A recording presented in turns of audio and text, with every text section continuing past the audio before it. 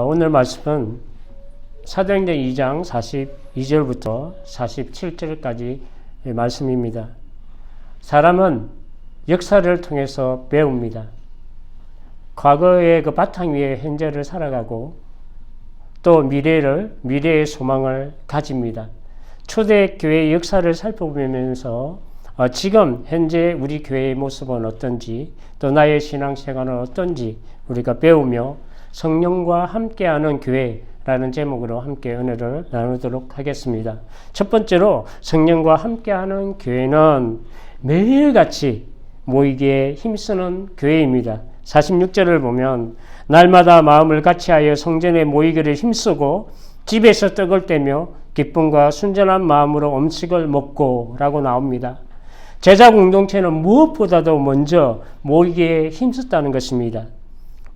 교회에 모이는 것을 그들의 삶의 중심에 놓았다는 것을 알 수가 있습니다.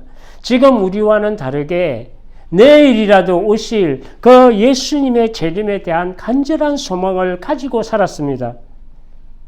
초대교회 성도들은 그것이 성전에서의 모임이든지 아니면 각 성도들의 집에서 모임이든지 예수님의 이름으로 매일같이 모임을 가졌음을 알 수가 있습니다. 성령님이 함께 하시는 교회의 특징은 어떠한 상황과 형편 속에서도 모이기를 피하는 것이 아니라 오히려 더 열심을 내어서 모이기에 힘쓰는 교회입니다. 히브리서 10장 25절에 말씀합니다. 모이기를 피하는 어떤 사람들의 습관과 같이 하지 말고 오직 권하여 그날이 가까움을 볼수록 더욱 그리하자.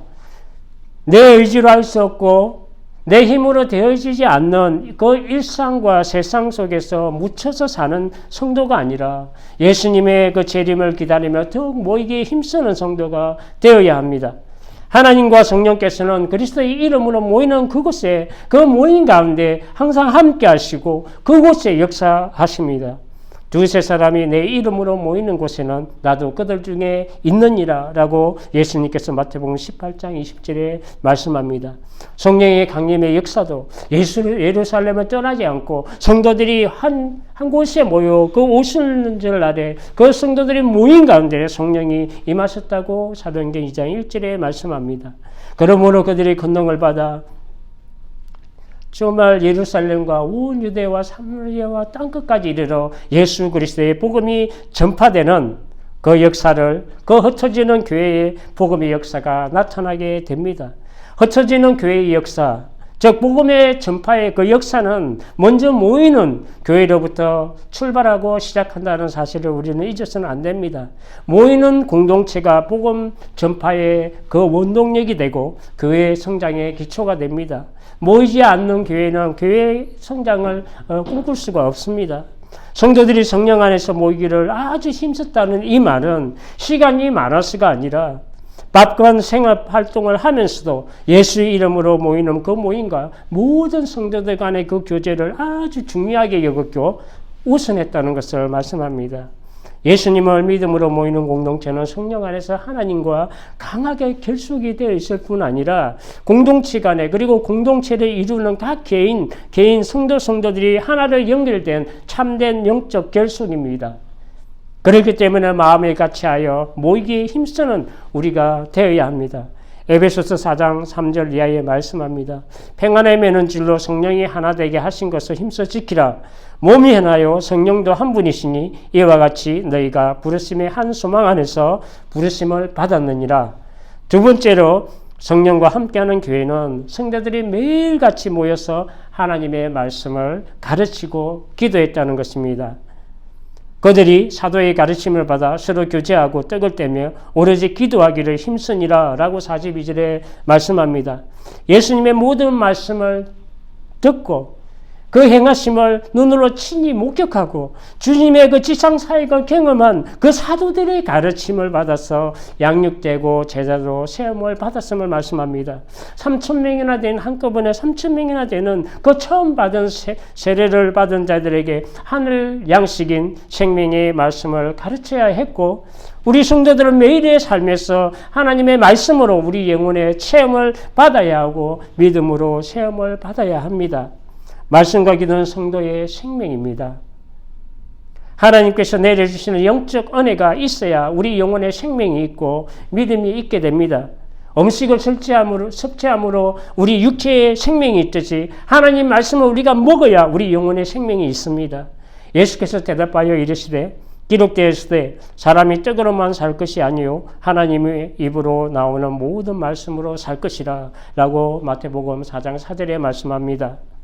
잠시라도 우리가 숨을 쉬지 않고 호흡이 끊어지면 우리 인간의 생명이 끝나듯이 하나님께 기도하지 않으면 영혼의 생명도 끊어집니다. 기도는 우리를 하나님의 생명으로 연결하는 그 생명의 줄과 같습니다. 생명줄과 같은 것이 기도입니다. 말씀과 기도는 성도의 영혼의 생명이며 믿음과 신앙을 든든히 세우는 기초가 됩니다. 그렇기 때문에 항상 말씀을 배우고 깨어서 쉬지 않고 기도하는 우리가 되어야 합니다. 디모데전서 4장 5절에 보면 하나님의 말씀과 기도로 거룩하여 짐이라 라고 말씀합니다. 세 번째로 우리가 초대교회 성도들은 매일같이 모여서 성찬을 나누며 주의 죽으심을 기념하였고 그리고 성도의 그 사랑하는 애찬을 나누며 서로 교제했습니다. 46절을 보면 날마다 마음을 같이하여 성전에 모이게 힘쓰고 집에서 떡을 떼며 기쁨과 순전한 마음으로 음식을 먹고 라고 나오고 42절에도 보면 서로 교제하고 떡을 떼며 라고 말씀합니다. 제자들은 날마다 성전에 모여 말씀을 가르치고 기도하며 복음을 전했고 그리고 성도들이 집에서 성찬과 애찬을 나눴음을 알 수가 있습니다. 그들이 각 집에 모여 주의 죽으심을 생각하며 성찬을 나눴습니다. 나를 기념하라. 예수님께서 말씀하신 대로 주의 그 십자가에 찍히신 그 살과 흘리신 그 피를 항상 마음에 매일같이 성도들이 새겼습니다. 내가 너희에게 전한 것은 주께 받은 것이니 곧 주 예수께서 잡히시던 밤에 떡을 가지사 축사하시고 떼어 이르시되 이것은 너희를 위하는 내 몸이니 이것을 행하여 나를 기념하라 하시고 19회 또한 그와 같이 잔을 가지시고 이르시되 이 잔은 내 피로 세운 새 언약이니 이것을 행하여 마실 때마다 나를 기념하라 하셨으니 너희가 이 떡을 먹으며 이 잔을 마실 때마다 주의 죽으심을 그가 오실 때까지 전하는 것이니라 라고 고린도전서 11장 23절 이하에 말씀합니다. 매일같이 주의 그 죽으심을 주님이 오실 때까지 정말 마음에 새기며 복음을 전하였고 또한 사랑의 음식을 서로 나누며 자발적으로 기쁨으로 풍성한 교제를 나누었습니다. 성찬은 주님을 사랑하여 우리가 나누는 것이라면 애찬은 형제 자매의 사랑을 나누는 것입니다. 로마서 12장 13절에 말씀합니다. 성도들의 쓸 것을 공급하며 손대접하기를 힘쓰라. 네 번째로 우리가 볼 것은 사도들에게 많은 기사와 표적이 나타났다고 43절에 말씀합니다. 사람마다 두려워하는데 사도들로 말미암아 기사와 표적이 많이 나타나니 예수님께서 행하셨던 그 큰 권능과 기사와 표적을 성령께서 사도들에게도 그 많은 기적과 표적을 동일하게 행하게 하심으로 바로 그 사도들이 십자가와 부활로 이루셨던 그 예수님의 제자임을 증명하고 증거하시고 그리고 예수님이 행하신 그 사역과 그 하나님 나라의 그 표적들을 제자들을 통해서 끝이 난 것이 아니라 제자들을 통해서 계속하게 하는 역사를 이루고 계십니다. 그 기사와 표적은 보는 많은 사람들에게 두려움이 되었습니다. 많은 영혼들에게 그 공포나 전율이 아니라 존경과 경외심에 나오는 두려움으로 휩싸이게 했습니다. 마치 예수님께서 바람과 파도를 잠잠케 하실 때 사람들이 놀라는 것과 같이 하나님이 하시는 그 초자연적인 그 표적에 놀라는 것과 같습니다. 예수께서 깨어 바람을 꾸짖으시며 바다들에 이르시되 잠잠하라 고요하라 하시니 바람이 그치고 아주 잔잔하여 지더라. 그들이 심히 두려워하여 서로 말하되 그가 누구시기에 바람과 파도도 순종하는가 하였더라 라고 마가복음 4장 39절 이하에 말씀합니다. 사도행전 전반에서 정말 사도들은 성령의 능력으로 많은 표적과 기사를 행하였습니다. 예수님께서는 성령이 오시면 제자들에게 큰 권능과 표적을 행하게 될 것이라고 말씀을 하셨습니다. 내가 진실로 진실로 너에게 이르노니 나를 믿는 자는 내가 하는 일을 그도 할 것이요 또한 그보다 큰 일도 하리니 내가 아버지께로 감이라. 요한복음 14장 12절에 말씀합니다. 온 천하를 다니며 만민에게 복음을 전파하라고 말씀하시며 그 복음이 전파하는 곳곳마다 표적과 이사가 너희를 따를 것이라고 예수님께서 마가복음 16장 15절에 말씀하셨습니다. 믿는 자들에게는 이런 표적이 따르리니 곧 그들이 내 이름으로 귀신을 쫓아내며 새 방언을 말하며 뱀을 집어 올리며 무슨 독을 마실지라도 해를 받지 아니하며 병든 사람에게 손을 얹은 적 나으리라. 다섯 번째로 성령과 함께하는 교회는 모든 물건을 통용하고 재산과 소유를 팔아 각 사람의 필요에 따라 나누어졌다는 것입니다. 44절과 45절을 보면 믿는 사람이 다 함께 있어 모든 물건을 서로 통용하고 또 재산과 소유를 팔아 각 사람의 필요에 따라 나눠주며 정말 아름다운 섬김과 나눔이 있는 교회의 모습입니다. 가난한 자들을 위하여 자신의 재산과 소유를 팔아 함께 나누었음을 알 수가 있습니다. 이는 성령의 하나 되게 하심에 대한 증거입니다. 가난한 자들과 필요한 자들을 위해서 자발적인 그 나눔이 성령 안에서 있었습니다. 자신의 많은 물질을 필요에 따라 언제든지 공동체의 유익을 위해서 내어놓을 준비가 있었습니다. 이것이 미국과 온 세계에서 선한 사업으로 일어나고 있는 기부의 문화입니다. 실제로 핵심한 그 초대교회 성도들이 아주 빈번하게 자신의 재산을 팔아 나누어주고 구제했음을 말씀합니다. 모든 것을 내어주신 하나님의 사랑으로 나누었고 이웃에게 사랑으로 봉사하고 내가 가진 물질을 떼어서 도와주는 아름다운 헌신과 섬김이 있었습니다. 이러한 구제하는 일이 얼마나 초대교회에 많았는지 사도행전 6장을 보면 사도들을 대신해서 나누는 봉사의 일을 감당해야 맡아서 할 7 집사님을 세우게 됩니다. 그때 제자가 더 많아졌는데 헬라파 유대인들이 자기의 가부들이 매일의 구제에서 빠짐으로 히브리파 사람을 원망하니 12사도가 모든 제자를 불러 이르되 우리가 하나님 말씀을 제쳐놓고 접대를 일삼는 것이 마땅하지 아니하니 형제들아 너희 가운데서 성령과 지혜가 충만하여 칭찬받는 사람 7을 택하라. 우리가 이 일을 그들에게 맡기고 교회는 언제나 예수님의 사랑으로 하나 된 영적 혈연 공동체로 연결되어 있고 또 한 성령 안에서 함께 지어져가는 사랑의 공동체입니다. 교회의 본질은 하나님의 사랑 위에 세워져 있습니다. 조건 없는 그리스도의 그 사랑으로 우리는 나눠가야 합니다. 이러한 사랑의 섬김과 나눔과 구제하는 그 일들 또한 억지가 아니라 하나님의 은혜 안에서 너무나 자발적이고 기쁨으로 섬기고 나누는 신앙의 그 아름다운 모습입니다. 고린도서 9장 7절 이하에 보면 각각 마음이 정한 대로 할 것이요 인색함으로나 억지로로 하지 말지니 하나님은 즐겨내는 자를 사랑하시느니라. 하나님이 능히 모든 은혜를 너희에게 넘치게 하시나니 이는 너희로 모든 일에 항상 모든 것이 넉넉하여 모든 착한 일을 넘치게 하려 하심이라. 여섯 번째로 이러한 모든 우리가 앞서 나눴던 이러한 모든 것으로 하나님을 예비하고 그리고 온 백성들에게 칭송을 받으니 주께서 구원하는 사람을 날마다 더하게 하셨다고 47절에 말씀합니다. 하나님을 찬미하며 또 온 백성의 칭송하게 받으니 주께서 구원받는 사람을 날마다 더하게 하시니라. 하나님의 그 무한하신 은혜와 그 예수님의 그 사랑과 성령님의 주시는 권능과 은사와 그 축복으로 예루살렘 공동체는 기쁨과 감사함으로 충만했습니다. 그래서 마음을 같이하여 하나님을 찬미하며 예배했습니다.